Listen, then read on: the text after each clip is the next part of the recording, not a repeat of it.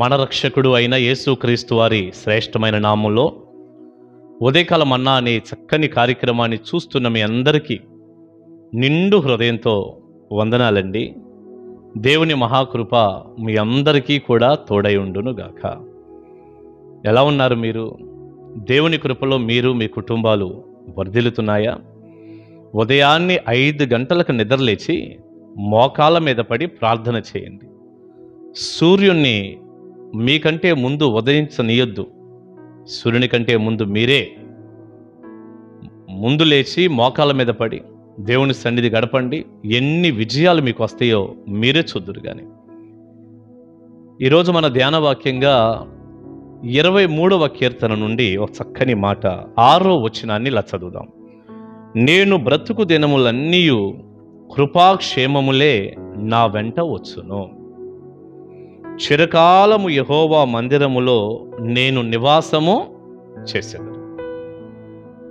నేను బ్రతుకు దినములన్నీ, ప్రియులారా, ఇవి అన్ని దినాలంట. బ్రతికే రోజులన్నీ 100 సంవత్సరాలు బ్రతికితే 100 సంవత్సరాలు కూడా, ఏదో ఇది 3 నెలలో 6 నెలలో సంవత్సరం కాదట. జీవితకాలం అంతా బ్రతుకు దినాలన్నీ కృపాక్షేమము. కృపాక్షేమాలు నా వెంట వచ్చును అంటున్నాడు కీర్తనాకారుడు. ప్రియబిడ్డ, ఈ రోజున ఈ మంచి ఉదయకాల సమయంలో ఈ మాటలు మీరు వింటున్నారుగా. మీ వెంట కృపాక్షేమాలు వస్తున్నాయా? లేదండి మా వెంట కుక్కలు వెంట పడుతున్నాయండి అంటారా? లేదండి పోలీసులు మా కోసం వెతుకుతున్నారండి, మా వెంట పడుతున్నారండి పోలీసులు అంటారా? లేకపోతే అప్పులోళ్ళు మా వెంట పడుతున్నారండి, ఏం చేయాలో అర్థం కావట్లేదు అన్నయ్య అంటారా? మీ వెంట అసలు ఏం వస్తున్నాయి? ఏమండి, కొంతమంది అంటారు ఏంటో ఈ రోగాలు మా వెంట పడ్డాయి అనేవాళ్ళు కూడా ఉన్నారు. ప్రియులారా, ఇలా అప్పులో రోగాలు ఏమండి రకరకాలవి మనుషులు వెంట పడతా ఉంటాయి. కానీ ఇక్కడ కీర్తనాకారుడు అంటున్నాడు, నేను బ్రతుకు దినములన్నీ కృపాక్షేమములు, కృపాక్షేమాలు నా వెంట వస్తాయి, నా వెంట వస్తాయి. కీర్తనాకారుడు అంటున్నాడు అన్నమాట. ఈ మంచి ఉదయకాలం నిండు మనసుతో ఒక అన్నగా చెప్తున్నాను, మీ వెంట కూడా కృపాక్షేమాలే వచ్చునుగాక. అది ఎలా సాధ్యమో చెప్పనా మీకు? మీరు యెహోవాను మీ కాపరిగా చేసుకోవాలి. అది కీర్తన యొక్క ఉద్దేశం. ఈ కీర్తన రాస్తున్న దావీదు 1వ వచనంలో ఏమన్నాడు? యెహోవా నా కాపరి, నాకు లేమి కలుగదు. అంటే ఏ వ్యక్తి అయితే దేవుణ్ణి కాపరిగా చేసుకుంటాడో, దేవుడే నా కాపరి, ఆయన నా కాపరి, నేను ఆయన గొర్రెని అంటూ దేవుని యొక్క ఆధిపత్యంలోనికి, ఆయన రెక్కల్లోనికి, ఆయన అధికారం క్రిందకి ఎవరైతే వస్తారో, ఆయన నడిపింపు కిందకి ఎవరైతే వస్తారో, ఆయన కాపరి అన్నప్పుడు మనల్ని నడిపిస్తాడు కదా. ఎవరైతే అలా వస్తారో వారికి కలుగుతాయండి జీవితకాలం అంతా కూడా కృపాక్షేమాలే. బ్రతుకు దినాలన్నీ కృపాక్షేమాలు వచ్చేస్తాయి. నువ్వు దేవుని యొక్క కాపుదల కిందకి ఆయన్నే కాపరిగా చేసుకొని మీరు వచ్చారా? ఈనాడు చాలామందికి అండి కృపాక్షేమాలు వెంట రావాలని ఉంటే కానీ వారి చెడు మానుకోలేరు. దేవుని యొక్క వాక్యానుసారంగా ఆయన మాటలు విని ఆయన మార్గంలో నడవలేరు. మీకు ఇర్మియా గ్రంథం నుంచి ఒక వాక్యం నేను ఇలా చదువుతాను చూడండి. ఇర్మియా గ్రంథం 7వ అధ్యాయం 23వ వచనాన్ని మనం చూస్తే ఇలా రాస్తుంది, నా మాటలు మీరు అంగీకరించిన ఎడల. చూడండి, దేవుడు అంటున్నాడు, నా మాటలు మీరు అంగీకరించిన ఎడల నేను మీకు దేవుడనై యుందును, మీరు నాకు జనులై యుందురు. మీకు క్షేమము కలుగునట్లు నేను మీకు ఆజ్ఞాపించుచున్న మార్గమంతటి యందు మీరు నడుచుకొనుడి. ఏమంటున్నాడు ఇక్కడ దేవుని వాక్యంలో? ఎంత చక్కని మాట అండి ఇది. నా మాటలు మీరు అంగీకరించిన ఎడల. ఈనాడు ఎంత చెప్పినా కొంతమంది అదొక మూర్ఖ స్వభావంలాగా దేవుని మాటలు పెడచోని పెడుతూ ఉంటారు, అంగీకరించరు. దేవుని మాటలు అంటే వారికి ఇష్టం ఉండదు.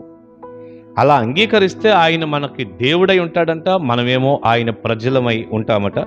తిరిగి మనకు క్షేమము కలుగునట్లు ఆయన ఆజ్ఞాపిస్తున్న మార్గం అంతటినందు మనం నడుచుకోవాలట.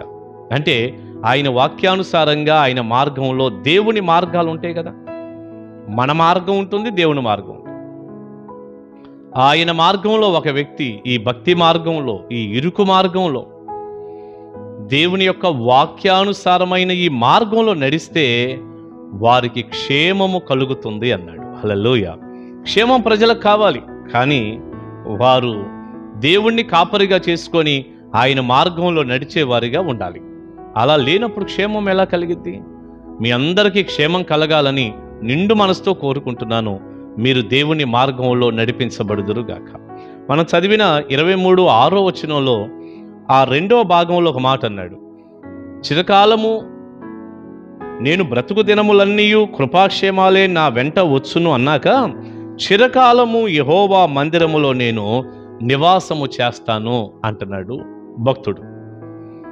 మరి దేవుని కృపాక్షేమాలు మన వెంట వస్తుంటే మనం సారాయి కొట్లో నివాసం చేయం కదా, బ్రాందీ షాపుల్లో చేయం కదా, సినిమా హాలలో నివాసం చేయం కదా.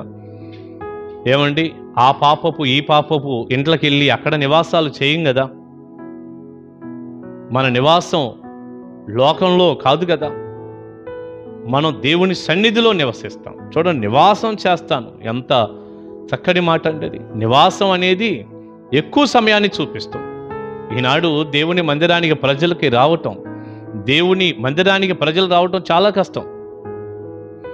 వచ్చినా ఏదో ఎప్పుడో అడపాదడప, నెలకో 2 నెలలకో 2-3 వారాలకో మొత్తం ఒట్టిపోయినట్టే ఉంటుంది. ఒకవేళ ఆదివారం వచ్చేవారైనా కూడా వారికి నచ్చినప్పుడు 10 గంటలకు ఆరాధన అనుకోండి, 12 గంటలు కూడా వచ్చేవాళ్ళు ఉంటారు. ప్రియులారేమై ఏమంతా ఈ క్రమాలు ఏంటో మనకేం అర్థం కాదంటే అసలు ఏం అర్థం కాదు. క్రమం లేదు. చిరకాలం యెహోవా మందిరములో నేను నివాసం చేస్తాను అంటే, నివాసం అనేదండి ఒక స్థిరమైన జీవితాన్ని, ఎక్కువ సమయాన్ని చూపిస్తుంది. చూడండి, వచ్చిపోవటం కాదు, మొహం చూపించిపోవటం కాదు, నివాసం చేస్తాను, అక్కడ నేను నివసిస్తాను అంటే. అక్కడ కృపాశామ్యులు గారు మీరు ఎక్కడ నివసిస్తున్నారు అన్నారనుకోండి, నేను ఎక్కడ ఉంటున్నాను ఇప్పుడు, నేను ఆయా ప్రాంతాలకు అట్టెళ్ళి ఎట్టొచ్చేస్తాను, అది నివాసం కాదు కదా. ఏమండి, నేను దొనబండలో ఫలానా స్థలంలో నేను ఒక 25 ఏళ్లుగా నివసిస్తున్నానంటే అదొక నివాసం అయింది. అట్లా దేవుని మందిరంలో ఎక్కువగా ఉండటం అనేది నివాసం, కానీ ఏదో పండగలకి, పబ్బాలకి, క్రిస్మస్లకి కాదు కదా. నేను ముగిస్తున్నాను. దేవుని బిడ్డ, మీ కృపాక్షేమాలు మీ వెంట రావాలంటే దేవుణ్ణి మీరు కాపరిగా చేసుకోండి, ఆయన వాక్యాన్ని అనుసరించండి, ఆయన మార్గాల్లో నడవండి, ఆయన మందిరంలో చిరకాలం ఉండేటట్లుగా చూడాలి. ఇదిగో ఈ విషయాలన్నీ కూడా మీరు తీసుకుంటే తప్పకుండా కృపాక్షేమాలు మీ వెంట వస్తాయి.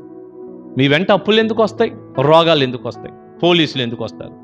కృపాక్షేమాలు వస్తాయి. ఈ ఉదయకాలం దైవజనుడిగా మిమ్మల్ని దీవిస్తూ ఒక మాట చెప్తున్నాను. కృపాక్షేమాలు మీ వెంట వచ్చునుగాక. దేవుణ్ణి కాపరిగా చేసుకుని ఆయన మార్గంలో నడవండి, ఆయన మందిరంలో గడపండి.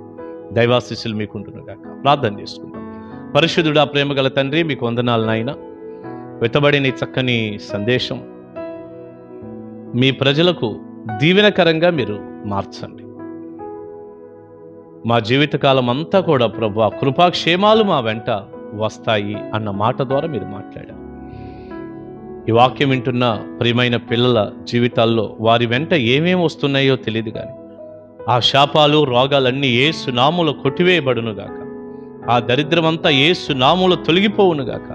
మీ ఆశీర్వాదపు జల్లులు వారి కుటుంబాల్లో ఉండునుగాక. సియోనులో నుండి నాయన మీ బిడ్డలను మీరు ఆశీర్వదించండి, దీవించండి.